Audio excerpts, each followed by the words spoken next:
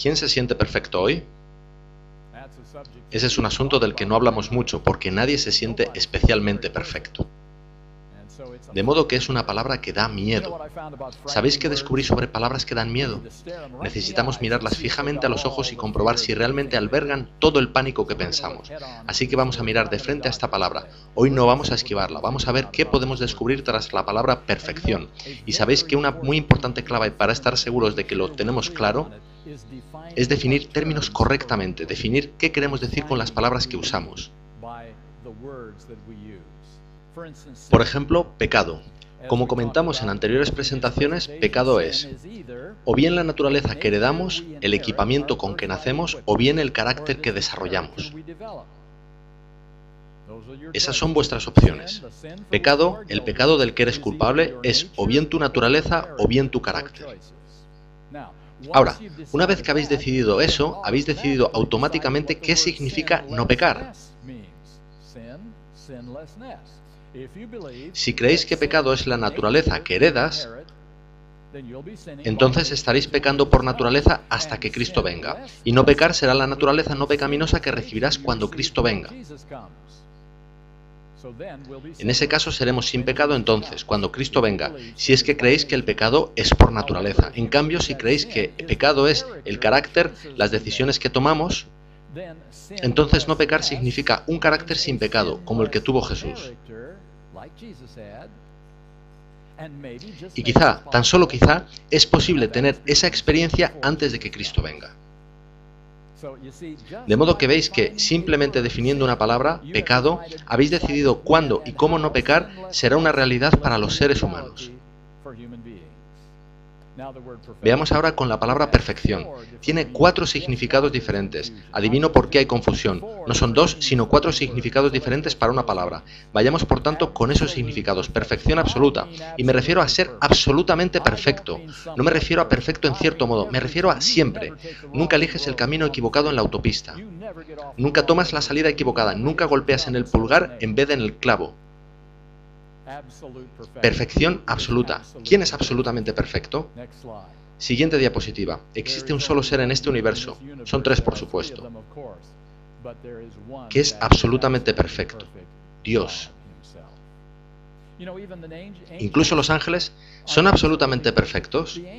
Los ángeles que permanecieron en el cielo durante 4000 años, que no dejaron el cielo, que fueron leales al Padre, ¿cuándo perdieron su último vínculo de simpatía con Satanás? En la cruz. Ellos no entendieron todo. Ellos se preguntaban si Dios estaba en lo cierto. Tenéis que ser pacientes, perseverad junto a mí, yo os lo aclararé. Incluso los ángeles tuvieron que reajustar su pensamiento. No es pecado el reajustar tu pensamiento cuando llega nueva información. Los ángeles nunca pecaron, pero no eran absolutamente perfectos. Ok, esa es la definición 1. La definición 2 es la de perfección de naturaleza. Eso es lo mismo que naturaleza no pecaminosa, que vimos en la definición de pecado. Naturaleza no pecaminosa. Siguiente diapositiva. En el nacimiento recibimos una naturaleza pecaminosa. No hay posible elección.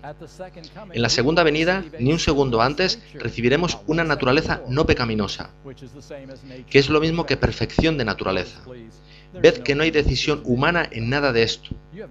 No influyes en nada de ello. ¿Cómo naces? ¿Qué tipo de naturaleza recibirás en la segunda venida? Dios se ocupa de ello.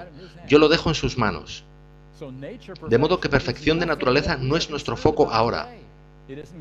No va a suceder ahora. Dios dice, no te preocupes, yo me ocuparé de eso.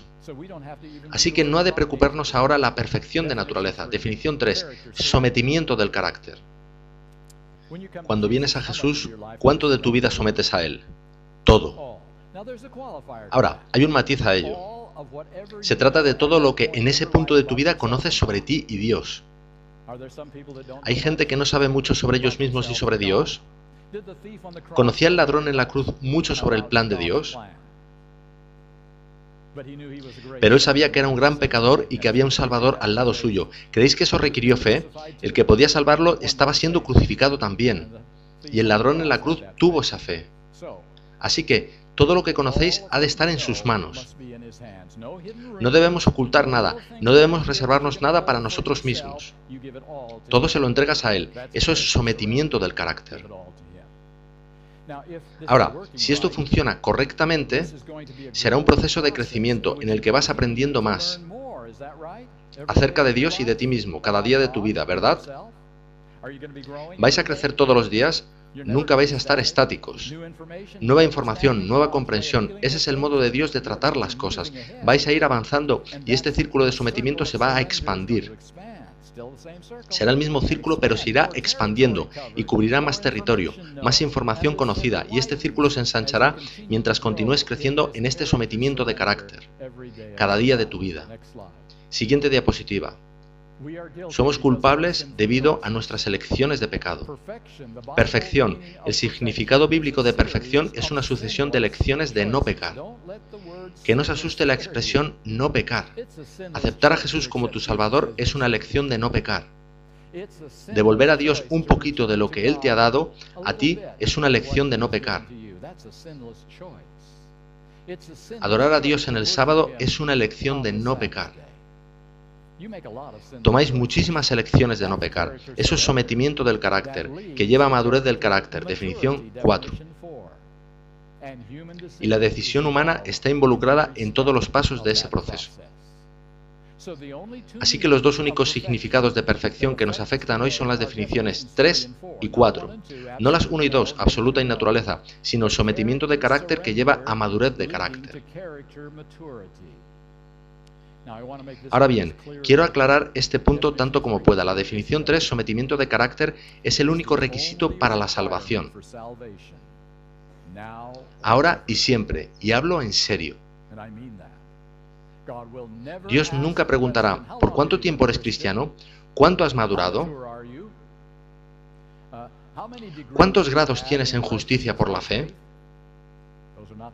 No son esas las preguntas. La única pregunta que hará Dios, lo único que quiere saber es, ¿me amas con todo tu corazón? Eso es todo. El terreno de juego es plano. Puedes amar a Dios con todo tu corazón sabiendo muy poquito o muchísimo sobre Dios. Y fijaos en lo que voy a deciros. Si tu respuesta hoy es, no sé de nada que esté reteniendo a Dios. Hasta donde sé, mi vida entera está en sus manos. Le permitiré dirigirme el 100% del tiempo. Esa es mi elección. Si puedes decir eso honestamente, tienes la seguridad de la salvación hoy, incluso a sabiendas de que tienes aspectos que madurar. Si puedes someter tu vida a Dios hoy, tú tienes vida eterna ahora. La definición 3 es el único requisito para el cielo. La definición 4 es prepararnos en nuestro estilo de vida y en nuestras actitudes para ser felices en la presencia de Jesús, de los ángeles y del Padre Celestial. De modo que es la definición 3 el factor determinante para la salvación. Veremos para qué es la definición 4 según continuemos con nuestro estudio. Así que nos encontramos con la perfección de carácter. En eso me enfocaré esta tarde y voy a repasar algunos textos bíblicos con vosotros. Y quiero formularos la siguiente pregunta según vayamos avanzando. Según vosotros, ¿enseña la Biblia la realidad de la perfección de carácter? Yo la llamaré madurez de carácter. Vosotros podéis llamarla como queráis. ¿Enseña la Biblia que podemos ser perfectos de carácter en esta vida? Vosotros decidís según vayamos viendo estos textos. Comencemos con Judas 24. Ahora, una cosa más a puntualizar sobre los textos que vamos a leer.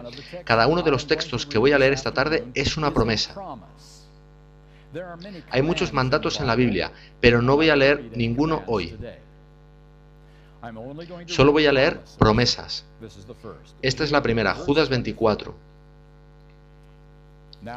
Y aquel que es poderoso para guardaros sin caída y presentaros sin mancha delante de su gloria con gran alegría. ¿Esa es una promesa? ¿Visteis ahí que no vosotros, sino Él, es capaz de preservaros de caer? Cuando ese sentimiento se cruce por tu mente, tú permitirás a alguien que lo tome. Él es capaz de decir, no, Cristo no haría eso, y tú tampoco quieres hacerlo. Él es capaz, Él te otorgará, Él lo hará. Continuemos. Voy a leer 2 de Pedro, capítulo 2, versículo 9.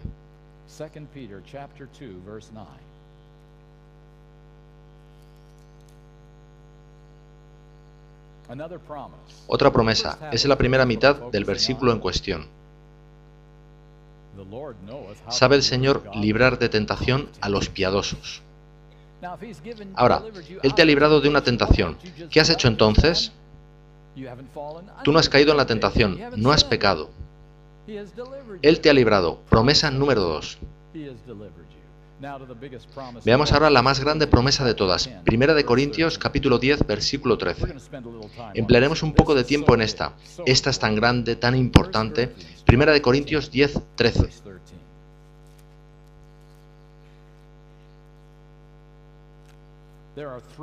Hay 3 promesas en este único versículo.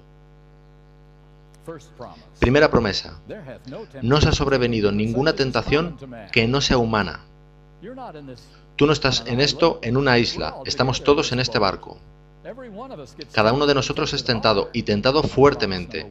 Esa es la promesa número 1, estamos todos juntos. Promesa número 2, pero fiel es Dios, que no os dejará ser tentados más de lo que podéis resistir. Esa es la promesa número 2. ¿Sabéis? A Satanás le gustaría desmantelarnos cuando más débiles estamos. ¿Habéis notado que algunas veces estáis más fuertes que otras? Podéis estar estresados o enfermos. Quizás hicisteis las cosas realmente mal. A Satanás le encantaría venir a vosotros justo ahí con toda su fuerza, pero Dios le dice, no, Satanás. Ellos no pueden soportar eso ahora. Prueba en otra ocasión.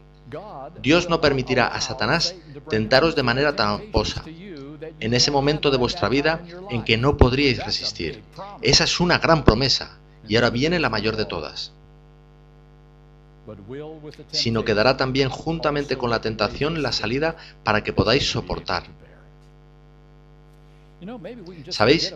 Quizá podemos olvidarnos de esas definiciones y de qué es perfección, y qué no es, y todo el resto, y simplemente formular la pregunta, ¿hay una vía de escape para cada tentación que me llega? ¿Para todas?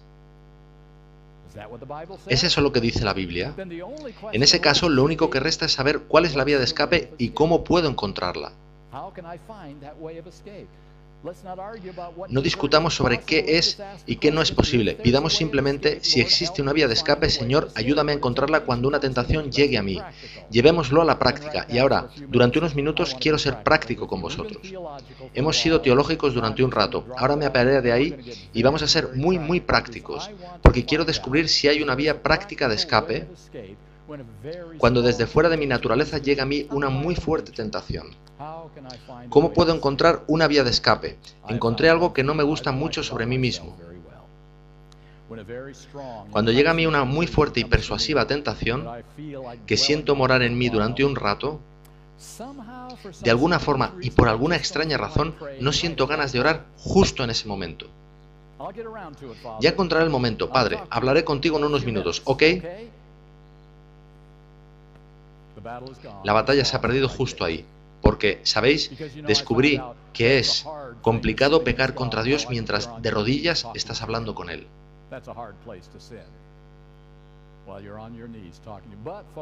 Pero amigos, no se trata de una oración tipo ambulancia.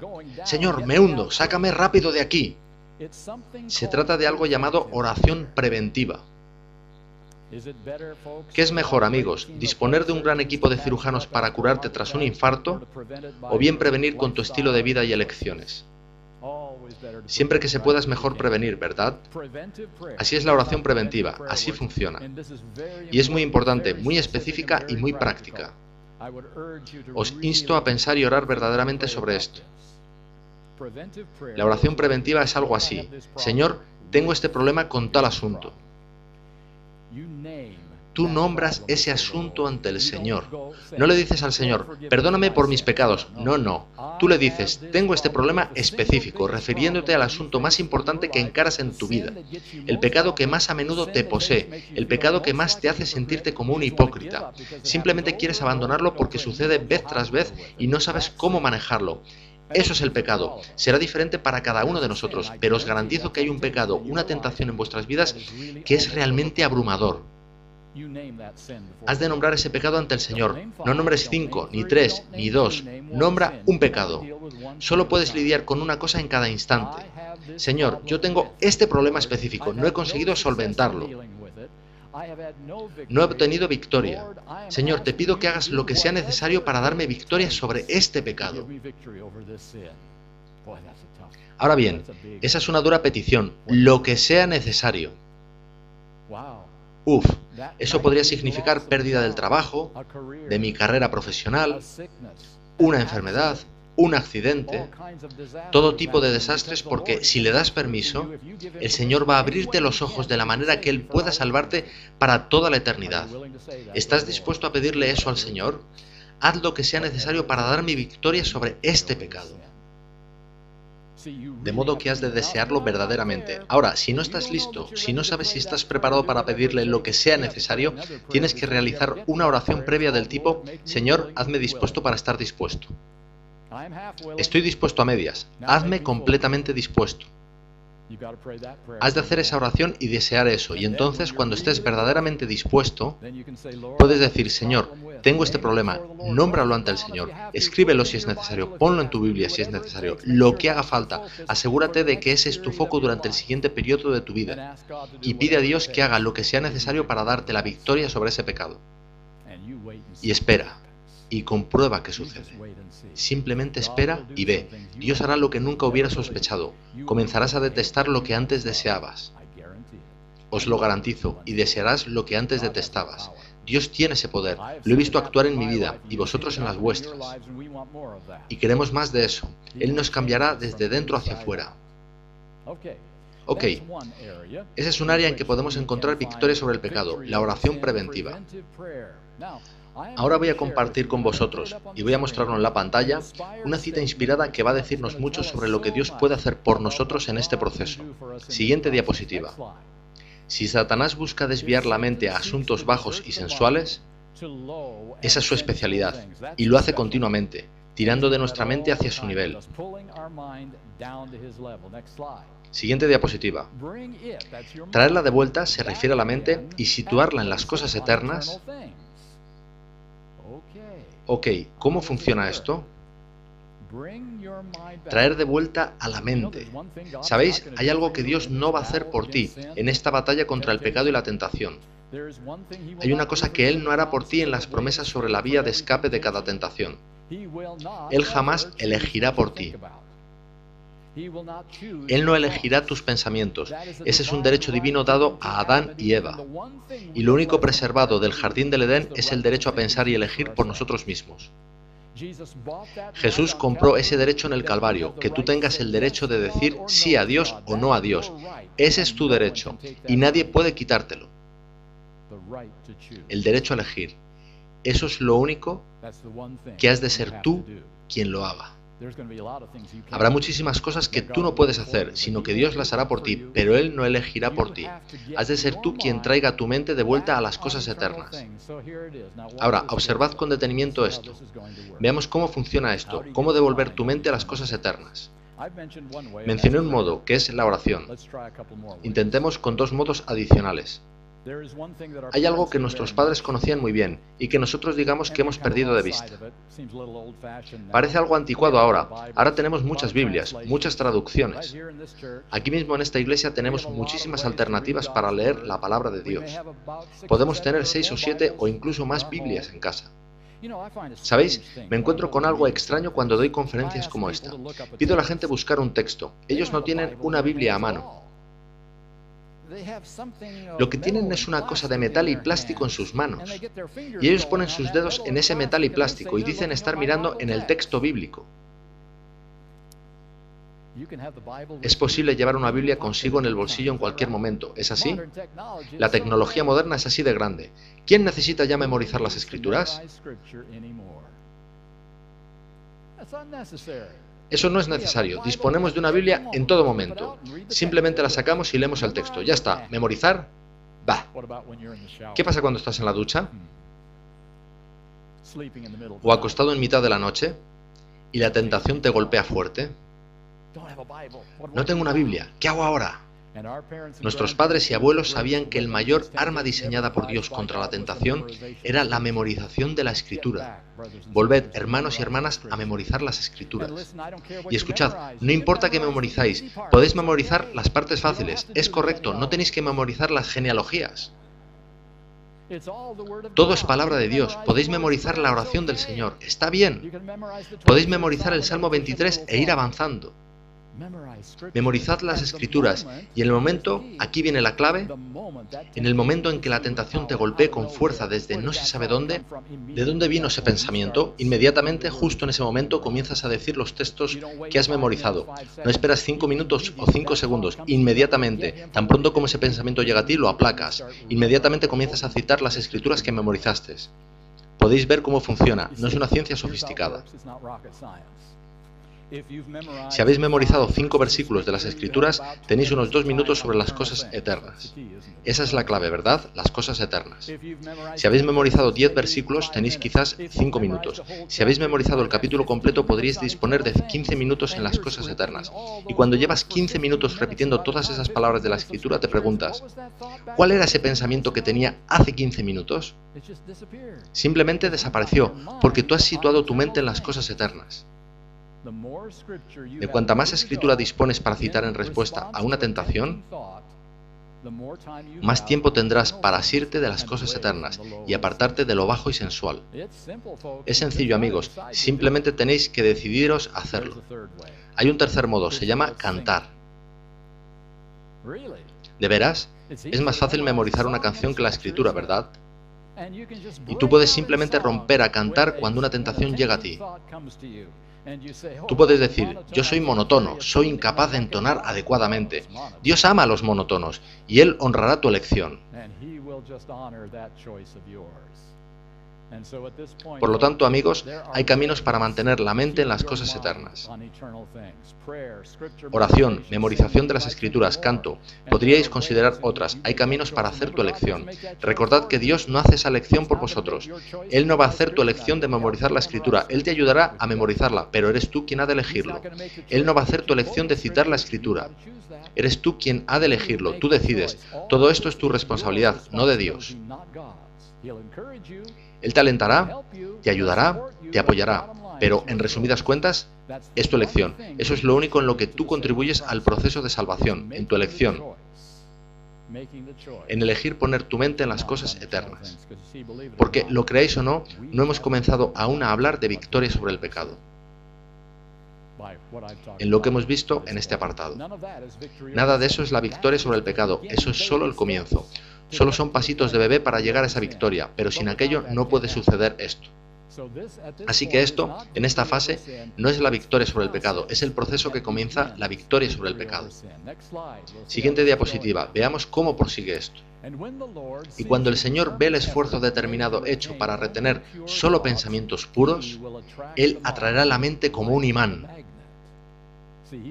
Él quiere saber una cosa, ¿vas en serio? ¿No quieres descender de nuevo por ese camino? Y aquí es donde Satanás está tirando de tu mente hacia abajo, hacia su nivel. Tú has dado ahora permiso a Cristo para coger tu mente y comenzar a tirar de ella hacia arriba, hasta su nivel. Ahora es cuando el poder comienza a hacer efecto. Siguiente diapositiva. Él purificará los pensamientos.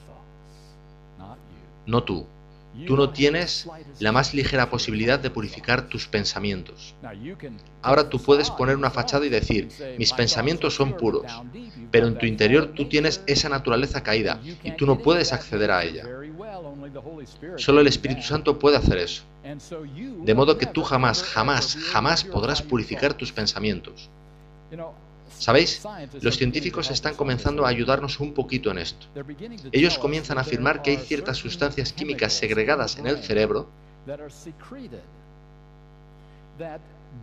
llamadas botones en francés, crecen un poquito en las terminaciones de las células nerviosas, de modo que una sinapsis puede pasar rápidamente de una célula nerviosa a otra y finalmente llegar a los órganos de nuestro cuerpo donde se supone que tiene que llegar. Y cuanto más haces algo, más sustancias químicas son segregadas para construir ese camino. Así que la cosa es sencilla. ¿Por qué no tienes que aprender a atarte los zapatos cada vez que lo intentas? Se han creado caminos automáticos en tu cerebro, creados para ese fin. ¿Por qué sucede que una vez que has conseguido montar en bicicleta ya la puedes montar para siempre? Porque tu cerebro ha construido caminos automáticos, de modo que él sabe cómo hacerlo cada vez que lo deseas, enviando mensajes a los órganos del cuerpo. Llegados a este punto, los científicos también nos dicen que, sorprendentemente, al tomar ciertas elecciones, esas secreciones químicas se secarán en ciertas terminaciones nerviosas de nuestro cerebro, y se formarán nuevos caminos en nuestro cerebro que no existían antes. ¿Podéis comenzar a atisbar qué es realmente el nuevo nacimiento desde un punto de vista científico? ¿Por qué sucede que cuando alguien nos dice algo muy ofensivo en nuestra cara, a solo 3 pulgadas de nuestra cara, sin nosotros pensarlo, nuestra cara comienza a cambiar a un color ligeramente diferente? Bien, es sencillo, porque un cierto estímulo llega a tus oídos, pasa a tu cerebro, y el cerebro sabe qué hacer con él porque ya lo ha hecho antes muchas veces. Envía de inmediato un mensaje al órgano más grande del cuerpo, que es la piel, a través de vasos sanguíneos que llegan a la superficie rápidamente. Ahora toca pelear o escapar, no te quedes ahí parado, tan sencillo como eso. Eso no sería necesario si Dios pudiese realizar un milagro, purificar los pensamientos, crear un nuevo camino, bloquear los antiguos caminos en nuestro cerebro, crear un nuevo camino en el cerebro, enviar un mensaje al órgano, la piel que diga, sonríe, simplemente sonríe. Ni pienses en ello, simplemente sonríe. ¿No sería eso una genial vía de escape de la tentación? Tú no lo hiciste, tú solo diste permiso a Dios para hacerlo. Él asió tu mente, la elevó y cambió esas terminaciones nerviosas en tu cerebro. De modo que pienses diferente de como lo hacías antes. Podemos tener la mente de Cristo, ¿recordáis? Nosotros podemos tener la mente de Cristo, es posible. Siguiente diapositiva. Y capacitarlos para purificarse de ¿cuántos? Todo pecado escondido.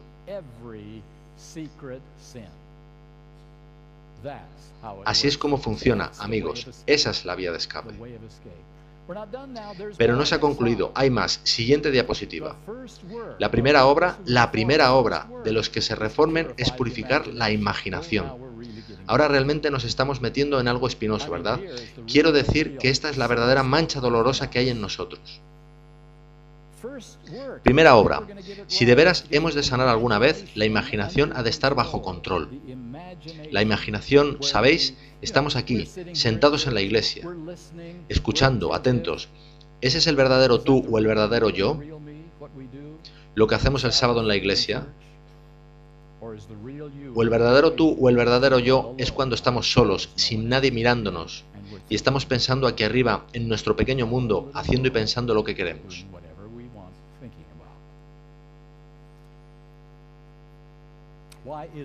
¿Por qué hacemos ciertas cosas? ¿Sois plenamente conscientes de que algunas de las razones por las que no hacemos ciertas cosas que son pecado es porque hay castigos asociados? Que si no hubiera tales castigos probablemente las haríamos. Estamos conduciendo aquí en la ciudad, el límite de velocidad es 35 millas por hora. No dejamos ser incordiados por ese límite, de modo que conducimos a 55-60, nos mantenemos a esa velocidad. ¿Por qué en ese momento el espejo retrovisor se convierte en la parte más importante de nuestro vehículo? ¿Porque somos buenos ciudadanos obedientes de la ley, obedeciendo escrupulosamente? ¿O porque la única razón para la obediencia es el temor de una multa de $300? Esa es nuestra motivación. Ok, lo hicimos, llegamos a casa, sanos y salvos, aparcamos el coche en el garaje y nos instalamos en nuestro sillón favorito. Y en nuestra imaginación, aquí arriba, nos introducimos en el más excitante Ferrari jamás construido, porque amamos la velocidad y los coches. Y recorremos toda la ciudad, no a 50 millas por hora, sino a 90. Nos mantenemos a esa velocidad, no nos preocupamos por los semáforos, eso es para novatos. No nos preocupamos por los policías que nos persiguen, ellos continuamente se estrellan y nosotros continuamos, justo como en los videojuegos. Pasamos el más formidable rato haciendo todo lo que queremos en nuestra imaginación, porque nadie puede decirnos, hay un castigo asociado a pensar así. ¿Sabéis que es ahí donde la mayor parte de los pecados tienen lugar? Justo aquí, en nuestra imaginación, antes de salir jamás en una palabra o una acción.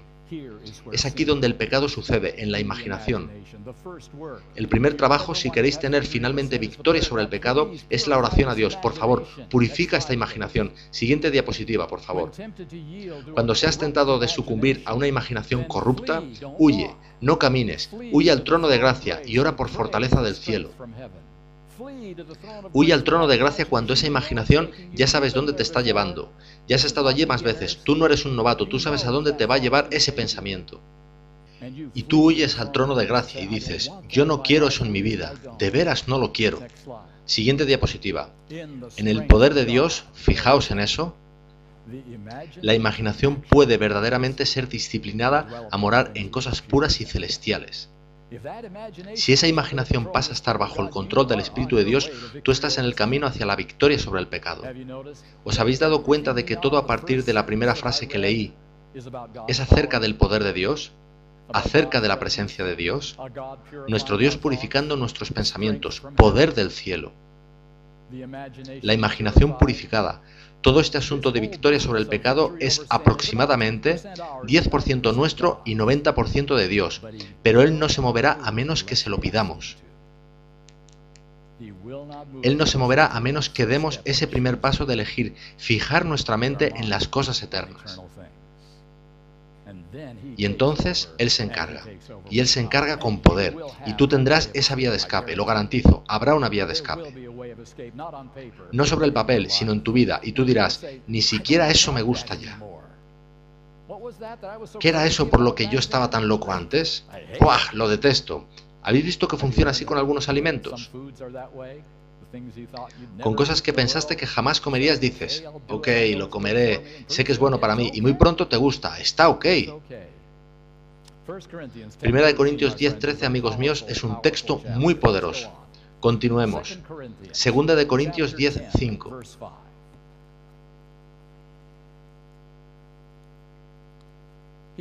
Amigos, los siguientes 3 textos que voy a leer son algunas de las más increíbles citas que jamás he leído en las Escrituras. Os quiero advertir algo sobre ellas. Llevan la etiqueta advertencia. Si tu fe es débil, si realmente no crees del todo en la Biblia, mejor no leas estos textos, te van a aplanar. Asegúrate de que tu fe es fuerte antes de leer lo que vamos a leer. Segunda de Corintios 10:5. Derribando argumentos y toda altivez que se levanta contra el conocimiento de Dios y llevando cautivos la mayoría de los pensamientos a la obediencia a Cristo. ¿Qué tal lo he hecho?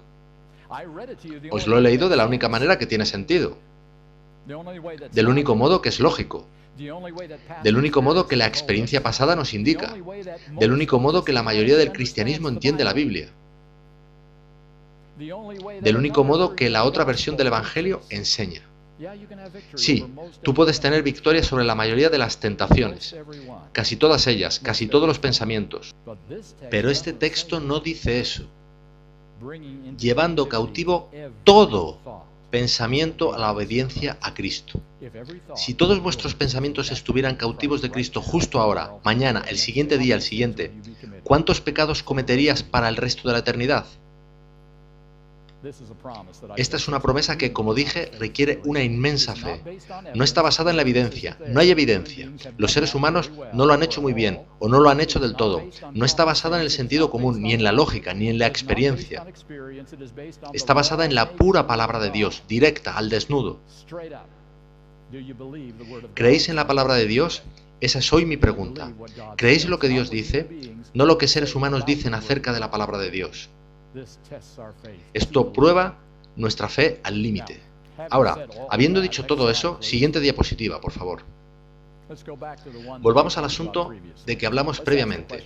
Formulemos la pregunta de Cristo. ¿Qué pensáis? ¿Estaba todo pensamiento de Cristo en cautividad de su Padre Celestial? ¿Por cuánto tiempo? Bien, alrededor de 33 años, ¿no? Ese es un largo periodo de tiempo para todo pensamiento. Podemos contestar esa pregunta fácilmente, ¿verdad? No hay que pensar mucho, seguro. Todos sus pensamientos estaban en cautividad. A partir del nuevo nacimiento, ¿es eso posible para nosotros, de acuerdo con lo que acabamos de leer? Esa es la parte dura de creer, ¿verdad? Que todos nuestros pensamientos pueden ser como los de Cristo. Esto es por lo que empleé la última hora hablando de Jesucristo y su naturaleza. Porque si no entendemos que Jesucristo se enfrentó a estos pensamientos y los sometió y estaban en cautividad de su Padre, nunca creeremos que nos puede suceder a nosotros. Entender a Cristo es entender la justicia por la fe. Entender equivocadamente a Jesucristo es malentender totalmente cómo podemos ser salvados. Y esa es la realidad de otro evangelio. Eso está adquiriendo una gran inercia en estos días entre los cristianos. Bien, vayamos con otro texto. Este ya fue duro. Vayamos más lejos, ¿ok? Gálatas, capítulo 5.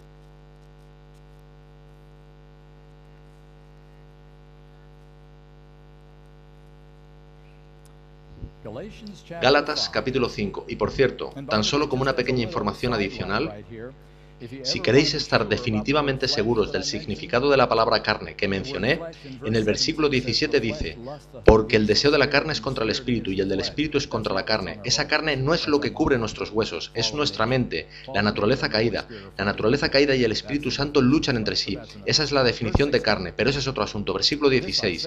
Digo pues, andad en el espíritu y no satisfagáis los deseos de la carne. Ahora, recordad que los deseos de la carne no son pecado. Santiago 1:14 dice que somos atraídos y seducidos por nuestra propia concupiscencia. Eso es tentación. La concupiscencia de la carne no es pecado, la has heredado en el nacimiento. Luchas con ella todos los días de tu vida, es la tentación. El pecado es satisfacer la concupiscencia de la carne.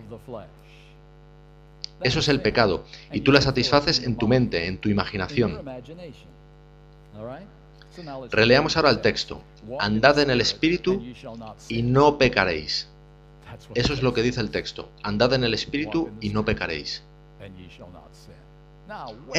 Espera un minuto, eso no es así. Yo he andado en el Espíritu por 30 años y todavía peco de vez en cuando. Eso no puede ser verdad. ¿Veis que nuestra manera de pensar sobre esto está mayoritariamente basada en nuestra experiencia?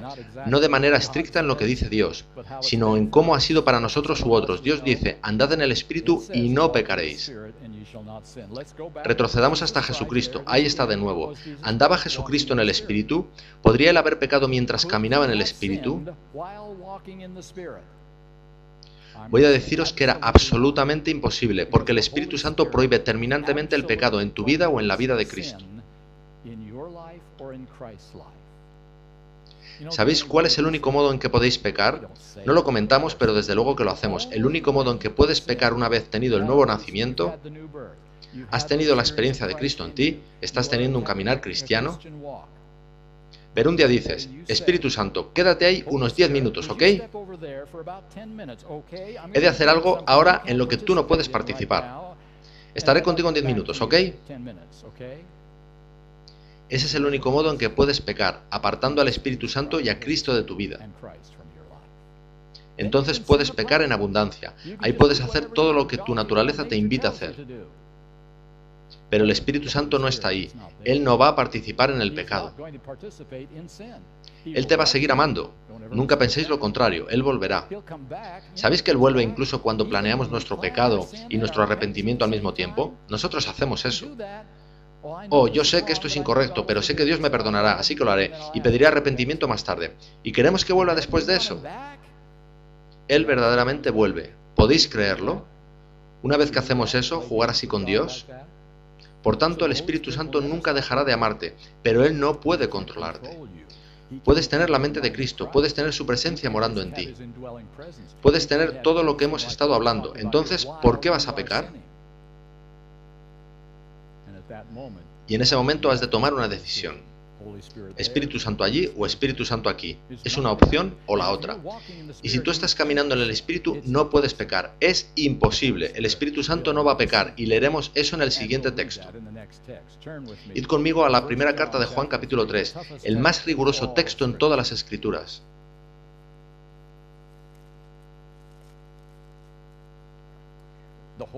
Todo el pasaje es importante. Seleccionaré solo algunos puntos. Primera carta de Juan, capítulo 3. Leamos el versículo 6.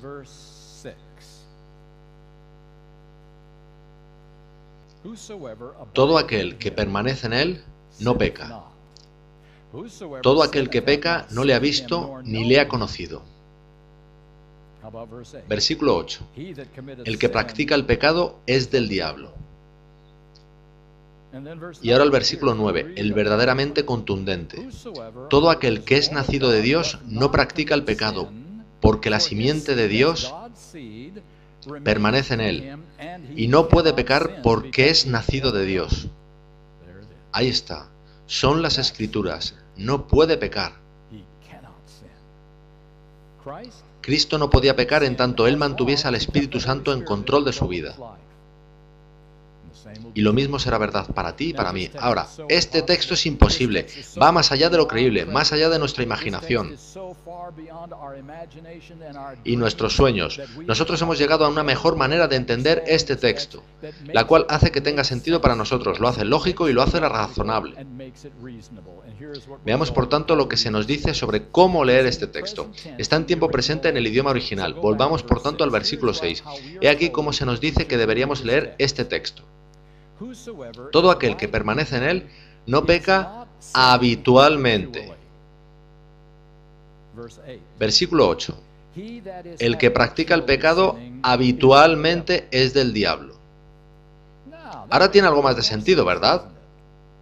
Si tú consientes con hacer algo una y otra vez y otra y no arrepintiéndote, el diablo está controlando tu vida. Pero si solo te desvías de vez en cuando,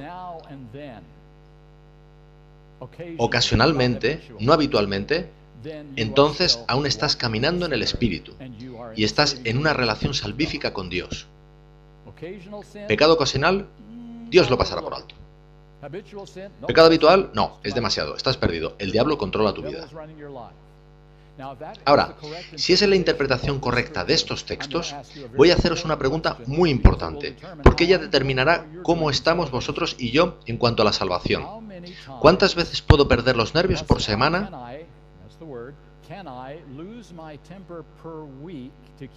para mantenerlo en el estatus de ocasional y que no pase al de habitual? 5. ¿Qué es eso? ¿Ocasional o habitual? 2. ¿Ocasional o habitual? Uf, eso es duro. ¿Una vez? Solo una vez por semana pierdo los nervios. ¿Ocasional o habitual? Oh, sois un grupo fuerte. ¿Veis a dónde nos lleva esto? Estamos calculando el número de veces que podemos pecar. ¿Sabéis qué es el pecado? Es cerrar nuestro puño y golpear en el rostro de Dios diciéndole: no me gusta tu camino, no voy a poner la otra mejilla, eso no tiene sentido para mí, yo lo hago a mi modo. Y nos ponemos a calcular hasta cuántas veces podemos hacer eso y aún mantenernos en una relación salvífica con Dios. No, el texto está en tiempo presente, tanto en griego como en inglés. ¿Qué es el tiempo presente? ¿Qué pasa con lo que sucedió hace 5 minutos? ¿Es eso tiempo presente? ¿Es tiempo presente dentro de unos 5 minutos? No, es futuro. Tiempo presente es lo que está sucediendo justo en este momento, no en el pasado ni en el futuro, sino justo ahora. Leamos ahora este texto justo como es en el idioma original. Versículo 6. Todo aquel que permanece en él en este momento, no peca en este momento. Versículo 8. El que practica el pecado en este momento es del diablo en este momento. De modo que puedes estar siendo conducido por Dios o por Satanás y puede cambiar de un momento para otro. Así que si tú justo ahora, en este momento, estás bajo el control del Espíritu Santo, no pecas en este momento. Pero si en este momento pecas conscientemente, entonces es el diablo quien te controla en ese momento. Y eso no es bueno. Así que voy a sugeriros un principio muy importante. Si has hecho algo de lo que no tenías intención, digamos que pecas por impulso, sin planificación, simplemente sucedió. Lo más importante que puedes hacer en ese momento para asegurar mantener intacto tu estado de salvación es arrodillarte y decir: Señor, lo siento, lo estropeé. Esa mano que se estaba soltando de la de Jesucristo la pones rápidamente en su sitio. Él no va a contar milisegundos, Él no va a decir: oh, pero tú pecaste, quedaste fuera de la salvación. No, si tú te agarras de nuevo a la mano de Jesucristo en inmediato arrepentimiento, no un día después, no cuando la otra persona te pide perdón. Me refiero a, en ese mismo momento, decir: Señor, hice algo que deshonró tu nombre. Hice algo que desacreditó a Jesucristo. Por favor, perdóname. Y así tu mano vuelve de nuevo a la suya. Así que es verdad, nos deslizamos y caemos, pero lo que dice este texto es que o estás bajo el control del Espíritu Santo o no lo estás. Y que si no lo estás, estas son muy malas noticias para ti, para tu salvación y para Dios. Así que asegurémonos de estar bajo el control del Espíritu Santo. Estos son textos duros, ¿verdad? Son realmente difíciles de creer. Pero ¿no cumplió Jesús todos ellos y no podemos nosotros tener la mente de Cristo? Os pido a vosotros y me pido a mí mismo creer lo que dice la palabra de Dios, a pesar de lo que todo el resto del mundo diga sobre la palabra de Dios. A pesar de nuestra propia pasada experiencia, a pesar de nuestros amigos, creed lo que Dios dice y ponedle a prueba. ¿Puede Él hacer lo que promete? Hemos leído lo que Él promete. Voy a leer una cita de una fuente inspirada que es La maravillosa gracia de Dios, página 230. Si tenéis el guión, está en la página 2, La maravillosa gracia de Dios. Nuestro Salvador no requiere lo imposible de ningún alma. No espera nada de sus discípulos para lo cual no esté dispuesto a darles gracia y fortaleza a fin de que puedan realizarlo. No les pediría que fueran perfectos y junto con su orden no les concediera toda perfección de gracia a aquellos sobre los que confiere. Un privilegio tan elevado y santo. ¿Os disteis cuenta de que no hay órdenes ahí, que solo hay promesas y todas relacionadas con la gracia? Fijaos en la cita, Él les dará gracia y fortaleza.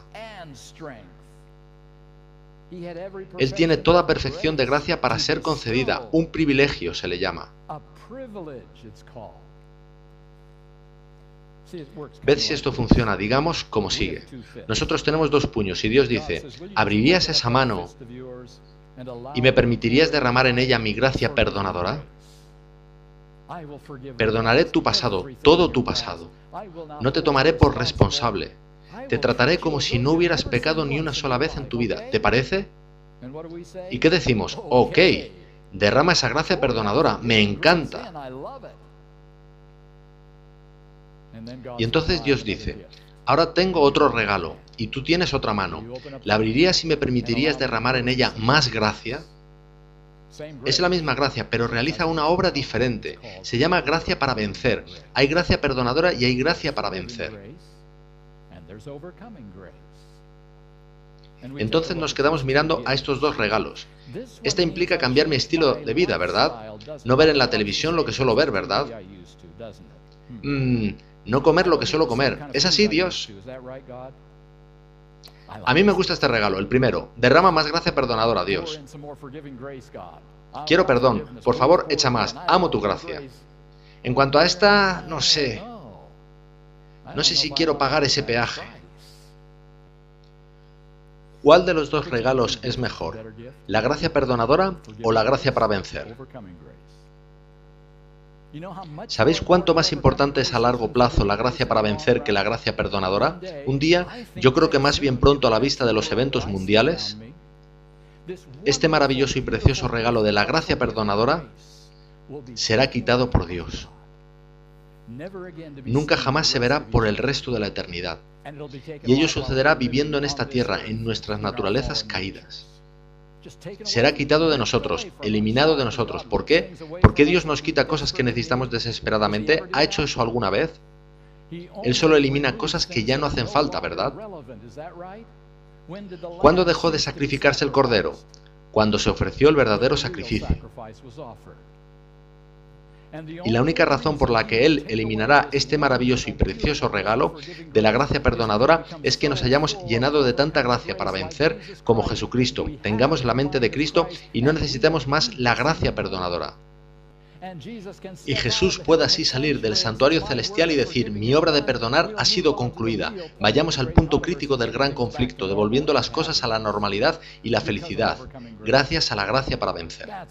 Por ello, la gracia para vencer es mucho más importante que la gracia perdonadora. Y sin embargo, la mayor parte del mundo cristiano quiere la gracia perdonadora, pero no la de vencer. Aquí llegados, amigos míos, hemos de tomar algunas decisiones importantes. ¿Qué queremos realmente? ¿Qué esperamos que haga Cristo en nuestras vidas? Bien, os haré la pregunta. ¿Qué pensáis?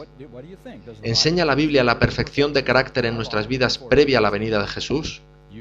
Tenéis que tomar esa decisión por vosotros mismos. Ahora, habiendo dicho todo esto, he de respaldarlo un poco. Siguiente diapositiva. ¿No dije anteriormente que el sometimiento del carácter era el único requisito para el cielo? ¿No lo dije? Y yo os he estado hablando sobre madurez del carácter durante los últimos 30 minutos. Os he hecho perder vuestro tiempo. La madurez del carácter no es un requisito para la salvación. El carácter del ladrón en la cruz no había madurado, pero él se había sometido. Estaba salvado. Y tú puedes salvarte cuando tu corazón está sometido, incluso aunque estés muy inmaduro. No entiendes mucho sobre Dios, no entiendes mucho sobre ti mismo, pero tú le amas con todo tu corazón. Y eres salvo. Sometimiento de carácter. Entonces, ¿por qué he estado hablando sobre madurez de carácter? Porque hay otro asunto que afecta a este mundo.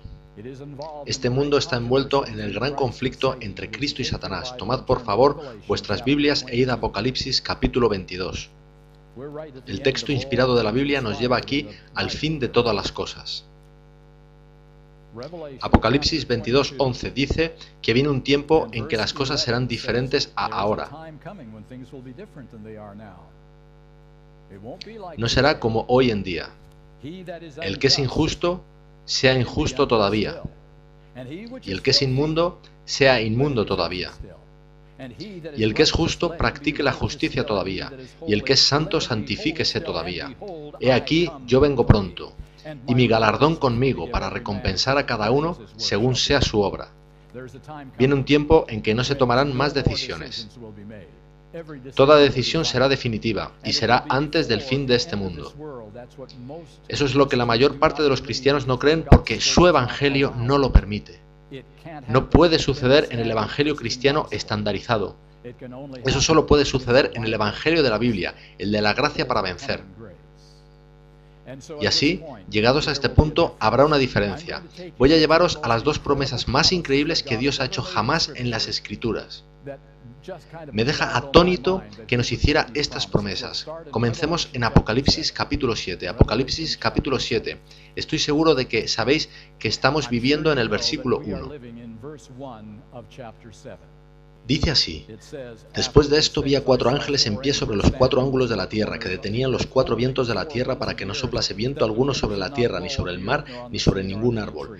Estamos viviendo en esos días. Los ángeles están realmente haciendo un trabajo ímprobo por sujetar esos vientos justo ahora, os lo garantizo, de modo que este mundo no sea un manicomio. Y ahora el versículo 2. Vi también a otro ángel que subía de donde sale el sol y tenía el sello del Dios vivo, y clamó a gran voz a los 4 ángeles a quienes se les había dado el poder de hacer daño a la tierra y al mar, diciendo: No hagáis daño a la tierra, ni al mar, ni a los árboles, hasta que hayamos sellado en sus frentes a los siervos de nuestro Dios. ¿Cuál es la promesa aquí? Antes de que venga Jesús, estarán soplando los vientos sobre la tierra. Y Dios está diciendo: no lo permitáis. No lo permitáis hasta que yo haya sellado a mi pueblo. De modo que no hay segunda venida ni destrucción violenta total en esta tierra hasta que el pueblo de Dios haya sido sellado. ¿Qué significa eso? Id a Apocalipsis 14. Aquí está la promesa increíble. ¿Sabéis de qué habla Apocalipsis 14? Hay 3 ángeles que vuelan por el medio del cielo llevando el evangelio, etc. Pero ¿sabéis que antes de esas imágenes se describe a un grupo de personas en los versículos del 1 al 5? El versículo 1 dice: Después miré y he aquí el Cordero estaba en pie sobre el monte de Sión y con él 144.000 que tenían el nombre de su Padre escrito en sus frentes. ¿Podéis imaginar qué es realmente el sello de Dios? Acabáis de leerlo, el nombre del Padre escrito dentro de tu mente, no sobre ella. Tienes la mente de Cristo, Él está en completo control sobre ti. Y mirad el versículo 5, ¿qué significará eso? Simplemente escuchad. Y en sus bocas no fue hallada mentira, quiere decir engaño o hipocresía, pues son sin mancha delante del trono de Dios. Cuando recibas el sello de Dios, el nombre del Padre dentro de tu frente, serás, a partir de ese momento, totalmente sin mentira, ni engaño, ni hipocresía, y sin mancha delante del trono de Dios. Quizás sea eso lo que dará poder a los mensajes de los 3 ángeles. ¿Qué pensáis? Quizás sea eso lo que será llevado como fuerte pregón al mundo. Entonces, ¿qué estamos viendo aquí?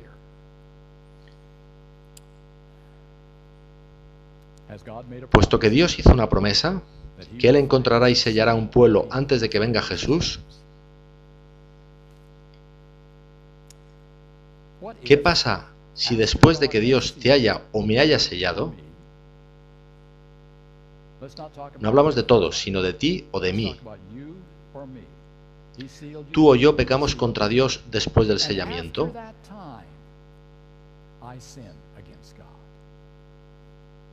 Hay mentira, hay hipocresía, hay fallo. Recordad que Dios nunca eliminará el libre albedrío, nunca en toda la eternidad. Él no quitará el libre albedrío. Siempre puedes elegir pecar durante el resto de la eternidad. Dios nunca priva de ese derecho. Es demasiado precioso. Y después de que Él te haya sellado a ti o a mí en nuestras frentes, tú o yo decidimos pecar una vez. ¿Qué implica eso con respecto a la promesa de Dios? Volvamos a la diapositiva anterior por un momento. Diapositiva anterior, ahí está. ¿Qué hubiera pasado si Cristo hubiera cometido un pecado durante su vida de 33 años? ¿Qué hubiera significado eso? Destrucción total del universo, fallo de Dios. Cuando Dios coloque su sello en nuestras frentes, salga del santuario celestial y cierre el tiempo de gracia, ¿qué sucede si una persona que Él ha sellado, lo que es el sello es muy sencillo, es una promesa que hace Dios de que esa persona no pecará nunca más? ¿Qué sucede entonces si tú o yo pecamos una sola vez? Eso haría de Dios un mentiroso y de su plan un fracaso, exactamente de la misma manera que hubiera sucedido con Jesucristo. Y el sello de Dios no es una urna alrededor de ti, es la mente de Cristo y el Espíritu Santo en ti, y tú siempre puedes desacatarles en cualquier momento. Y así, esta es la promesa hecha sobre Cristo multiplicada por 144.000 pecadores. Eso es lo que es. Esta es la más increíble promesa jamás hecha por Dios en todas las Escrituras. Él la cumplirá, y se puede discutir, ya sabéis, si el número es literal o simbólico, ni nos molestemos en eso. La pregunta relevante es, ¿puede Dios llevar a una generación completa de gente viviendo en todo tipo de países y todo tipo de ambientes a un punto donde la gracia para vencer les haga nunca jamás volver a pecar contra Dios y Él pueda poner su sello en sus frentes tal y como ha prometido? ¿Puede suceder eso? Creerlo requiere una cierta fe, ¿o no? ¿Dónde está la evidencia? Nunca sucedió nada como eso excepto con Jesucristo. ¿Dónde está la prueba de que Dios puede llevar esto a cabo? Esta es la más increíble promesa que Dios haya hecho jamás en todas las Escrituras y solo será cumplida por un milagro de Dios, penetrar en nuestras mentes y purificar esos caminos neuronales para llevarnos a la mente de Cristo. Tener esa mente que tenía Cristo el 100% del tiempo. Este es el punto clave. Voy a pediros poneros en el lugar de Satanás solo por un momento, ¿vale? Cuando Jesús estaba agonizando en la cruz y especialmente cuando había resucitado, Satanás está muy desanimado. Chico, todo esto ha perdido para mí, no creo que haya ninguna esperanza para mí, pero me mantendré en la espera apartado y escondido, no hablaré con nadie y trataré de resolver el asunto. Y esto es lo que pienso, basándome en la pasada experiencia, quizás todo esto pueda pasar al olvido y pueda intentarlo de nuevo. Creo que voy a hacer esto. Voy a esperar hasta que todos esos discípulos hayan muerto. Llevará unos pocos años, lo sé, no pasa nada. Pero una vez hayan muerto, intentaré con la siguiente generación de cristianos, a ver si tengo éxito con ellos. Lo intentaré, funcionó en el pasado. Y con seguridad la siguiente generación no estará tan firme como los discípulos. Y la siguiente generación, y la siguiente generación. Y, se crea o no, en unos 200 años... tengo al mundo entero de nuevo bajo mi control, incluyendo a esos cristianos. Y de repente, alrededor del año 500 o 600, tengo a la iglesia cristiana en su totalidad de nuevo en mis manos. Controlo el cristianismo y lo estoy controlando durante 1000 años.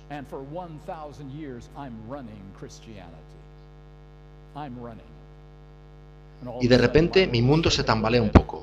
Alguien clava 95 tesis en la puerta de una iglesia y he de retroceder y decir, espera un minuto, esto no es bueno. Pero ya he aprendido la lección, esperaré a que muera Martín Lutero y lo intentaré de nuevo. Y John Wesley, esperaré a que muera y lo intentaré de nuevo. Y funciona. Y de repente llegan las peores noticias, aparece un pueblo que Dios ha traído a la existencia en el final de los tiempos y Dios les está hablando de nuevo. Esto es malo, pero esperaré.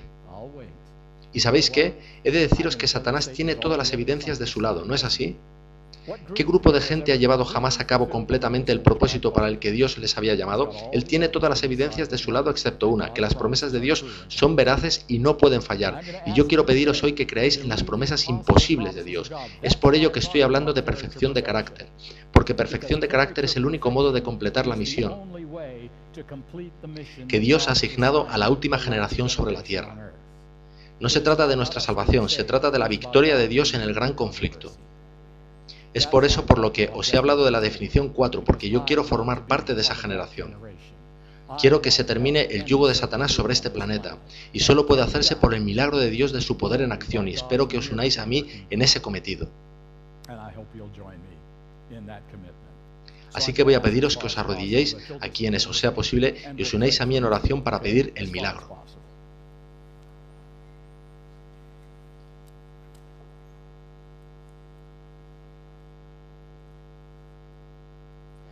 Padre, esta tarde hemos leído promesas que simplemente nos dejan estupefactos,